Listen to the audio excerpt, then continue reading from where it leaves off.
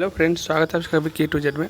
ये video class 10 के लिए है। हम एक्चुअली बाहर हैं, लेकिन जहाँ से भी जगह मिल रहा है तो कोशिश कर रहे हैं कि आपके लिए जो हो सकता है वो कर दें।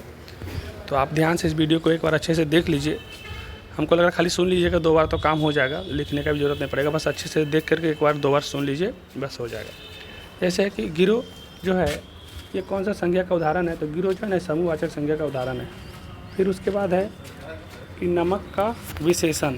तो नमक का अगर कभी विशेषण को पूछे तो नमक का विशेषण नमकीन होता है। रोटी जो है एक स्त्रीलिंग है। निस्बलता, ये शुद्ध लिखा हुआ है, निस्बलता इस तरह से लिखा जाता है।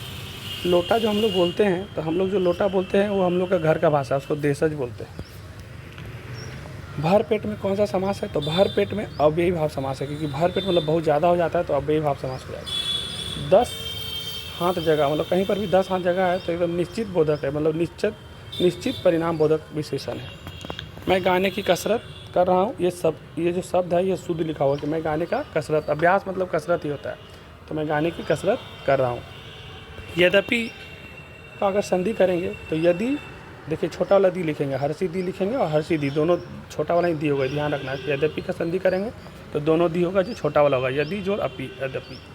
हिमालय से गंगा निकलती है, इसमें कौन सा कारक है, देखिए जो भी चीज़ एक जगह से दूसरी जगह निकल के अलग हो जाए, फिर दोबारा उसमें ना मिले, जैसे पेड़ से पत्ता टूट गया और नीचे गिर गया तो फिर पेड़ में पत्ता नहीं लगेगा, तो आपादान कारक। उसी तरह जब हिमालय से गंगा निकलती है तो फिर गंगा हिमालय में नहीं मिलती है, तो हमेशा के लिए अलग हो जाती है, तो हो जाएगा आपादान कारक। जब किसी वाक्य में पिरो जाते हैं, तो कोई भी वाक्य में जब पिरो जाते हैं तो पद कहलाते हैं। किसी वाक्य में जब पिरो जाते हैं तो क्या कहलाते हैं, पद कहलाते हैं। वह देखता है, तो वह अभी मतलब हमको देख रहा है, तो वह देखता है मतलब अभी देख रहा है।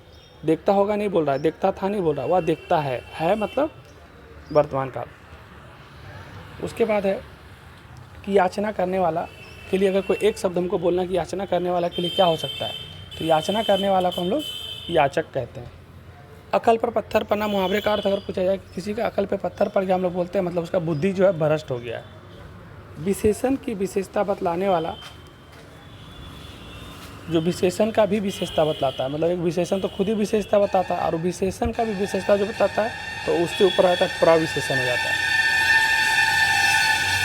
बड़े न हुज्जे गुणन बिनु, ऐसे करके जो दोहा लिखा हुआ है ये बिहारी का लिखा हुआ है, बड़े न हुज्जे गुणन बिनु।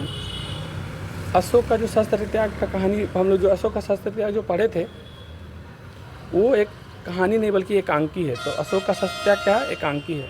विक्रमशिला विश्वविद्यालय के जो प्रथम कुलपति थे उनका नाम था अतीश दीपंकर।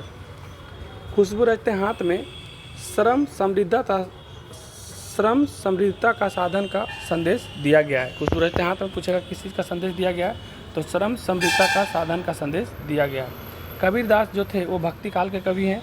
और पीपल कविता में जो बदलाव के साक्षी के बारे में जिसको हम लोग को बताया गया है, तो बदलाव के साक्षी के लिए प्राचीन पीपल का वृक्ष को ही माना गया है।